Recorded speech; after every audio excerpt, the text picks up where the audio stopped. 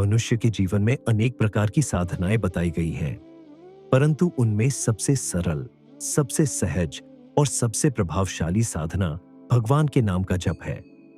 विशेष रूप से कलयुग में संतों, महापुरुषों और शास्त्रों ने एक स्वर में कहा है कि भगवान श्री राम का नाम ही ऐसा दिव्य मंत्र है जो मनुष्य के जीवन को बदल सकता है। प्रारंभ में मनुष्य प्रयास करके राम नाम जपता है, लेकिन जब भगवान की कृपा होती है तो एक समय ऐसा आता है जब राम नाम स्वयं चलने लगता है। तब जप करने का प्रयास नहीं करना पड़ता, बल्कि ऐसा अनुभव होता है कि भीतर कोई निरंतर राम राम का उच्चारण कर रहा है। यही अवस्था साधना की श्रेष्ठ उपलब्धियों में से एक मानी जाती है। जब किसी साधक के भीतर राम नाम निरंतर चलने लगता है तो सबसे पहला लक्षण उसके स्वभाव में दिखाई देता है। उसका क्रोध पहले की अपेक्षा बहुत कम होने लगता है। जिन बातों पर पहले वह तुरंत उत्तेजित हो जाता था, अब वही बातें उसे विचलित नहीं कर पाती। उसके भीतर धैर्य, सहनशीलता और क्षमा का विकास होने लगता है। यह परिवर्तन केवल बाहरी नहीं होता, बल्कि भीतर की चेतना बदलने लगती है। वह समझने लगता है कि संसार की प्रत्येक घटना भगवान की इच्छा से घट रही है और जो कुछ हो रहा है उसमें भी कोई न कोई कल्याण छिपा है। दूसरा लक्षण ये होता है कि साधक का मन संसार के व्यर्थ आकर्षणों से धीरे धीरे हटने लगता है। इसका अर्थ यह नहीं कि वह अपने परिवार या कर्तव्यों से भागने लगता है, बल्कि वह अपने सभी कार्य भगवान को समर्पित भाव से करने लगता है। धन, पद, प्रतिष्ठा और भोग विलास की लालसा पहले जैसी नहीं रहती। उसे भगवान का स्मरण और भक्ति अधिक प्रिय लगने लगती है। जहां पहले खाली समय में मन इधर उधर भटकता था, अब उसी समय सहज रूप से राम नाम का स्मरण होने लगता है। तीसरा लक्षण यह होता है कि साधक को एक अनजानी शांति का अनुभव होने लगता है। बाहरी परिस्थितियां में चाहे जैसी भी हो, भीतर एक स्थिरता बनी रहती है। समस्याएं आती हैं, कठिनाइयां आती है, लोग अपमान भी कर सकते हैं, लेकिन मन पहले की तरह टूटता नहीं। ऐसा लगता है जैसे भीतर कोई अदृश्य शक्ति हर समय साथ खड़ी है। यही भगवान के नाम की रक्षा है। राम नाम धीरे धीरे मन को इतना मजबूत बना देता है कि जीवन के तूफान भी उसे डिगा नहीं पाते। जब राम नाम निरंतर चलने लगता है तो साधक के मुख से अनायास भगवान का नाम निकलने लगता है। कभी अकेले बैठे हों, कभी चलते हुए, कभी कोई कार्य करते हुए, अचानक भीतर से राम का उच्चारण होने लगता है। यह किसी अभ्यास का परिणाम नहीं होता, बल्कि नाम स्वयं अपनी उपस्थिति का अनुभव कराता है। कई बार साधक को यह भी अनुभव होता है कि नींद से उठते ही सबसे पहले राम नाम याद आता है और रात को सोते समय भी वही नाम चलता रहता है।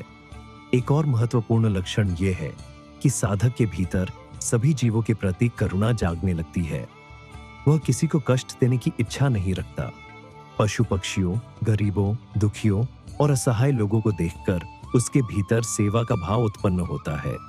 क्योंकि राम नाम केवल जिह्वा पर नहीं रहता, वह हृदय को भी बदल देता है।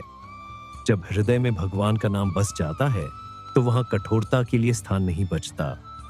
राम नाम निरंतर चलने वाले साधक की वाणी भी बदलने लगती है। वह झूठ, कटुवचन, निंदा और व्यर्थ विवाद से बचने लगता है। उसके शब्दों में मधुरता आने लगती है। लोग उसके पास बैठकर शांति अनुभव करने लगते हैं। कई बार ऐसा भी होता है कि वह अधिक बोलने के स्थान पर मौन रहना पसंद करता है, क्योंकि उसके भीतर का संवाद भगवान के साथ चल रहा होता है। ऐसे साधक को सत्संग, भजन, कीर्तन और भगवान की कथा अत्यंत प्रिय लगने लगती है। पहले यदि घंटों मनोरंजन में समय निकल जाता था, तो अब वही समय भगवान की चर्चा में आनंद देने लगता है। उसका मन बार बार संतों की संगति खोजता है। उसे ऐसा लगता है कि जहां भगवान का नाम लिया जा रहा है, वहीं उसका वास्तविक घर है। जब राम नाम भीतर स्थापित हो जाता है तो मन में भय बहुत कम हो जाता है। मृत्यु का भय, भविष्य की चिंता, असफलता का डर और लोगों की आलोचना का भय धीरे धीरे समाप्त होने लगता है, क्योंकि साधक को विश्वास हो जाता है कि भगवान श्री राम हर क्षण उसके साथ हैं। यह विश्वास केवल कल्पना नहीं होता, बल्कि अनुभव बन जाता है। यही अनुभव उसे हर परिस्थिति में साहस देता है। राम नाम का निरंतर जप साधक की दृष्टि भी बदल देता है। वह दूसरों के दोष देखने के बजाय अपने दोषों को सुधारने का प्रयास करता है। उसे ये समझ आने लगती है कि संसार को बदलने से पहले स्वयं को बदलना आवश्यक है। वह विनम्र हो जाता है।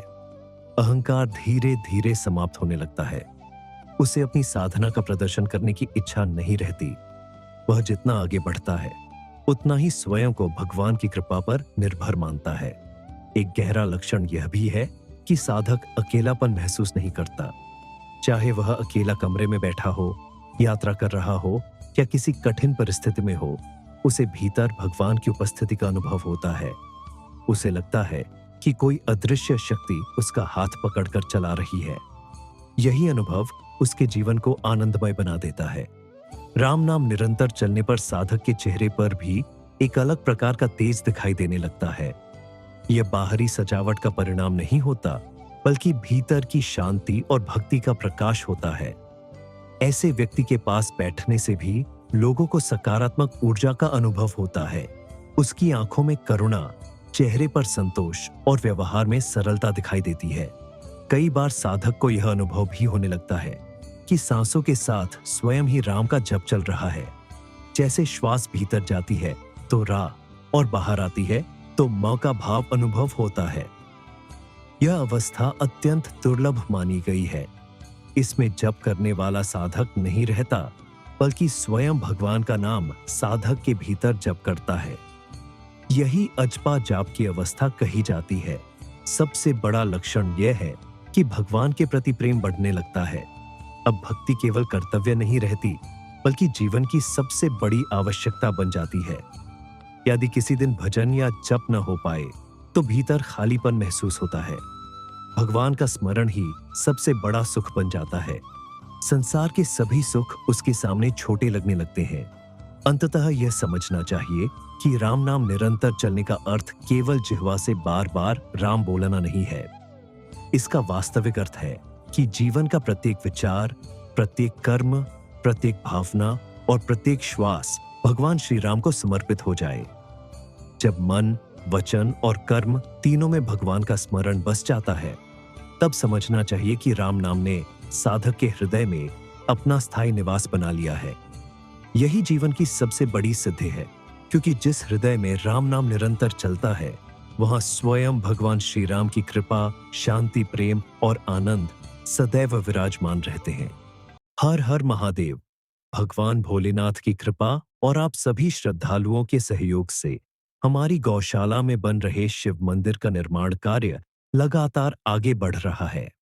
इस वीडियो में आप देख सकते हैं कि मंदिर की सीढ़ियों का निर्माण कार्य शुरू हो चुका है। अब बहुत जल्द श्रद्धालु इन्हीं सीढ़ियों से होकर भगवान भोलेनाथ के दिव्य दरबार तक पहुंचेंगे। मंदिर अब अपने अंतिम चरणों की ओर बढ़ रहा है। इसके बाद मंदिर की छत का निर्माण और टाइल्स लगाने का कार्य किया जाएगा, जिससे यह धाम और भी सुंदर एवं भव्य स्वरूप में तैयार होगा। अभी भी इस पवित्र कार्य को पूर्ण करने के लिए आप सभी के सहयोग की आवश्यकता है। यदि आप भी इस दिव्य मंदिर निर्माण में अपनी श्रद्धा का योगदान देना चाहते हैं, तो अपनी इच्छा अनुसार सहयोग अवश्य करें। आइए मिलकर भगवान भोलेनाथ के इस दिव्य धाम को पूर्ण करें। हर हर महादेव। जय श्री राम। अगर आपको यह वीडियो अच्छा लगा हो तो इसे लाइक करें, शेयर करें और हमारे चैनल को सब्सक्राइब करें, ताकि आप तक ऐसे ही ज्ञानवर्धक वीडियो आते रहे। जय श्री राम।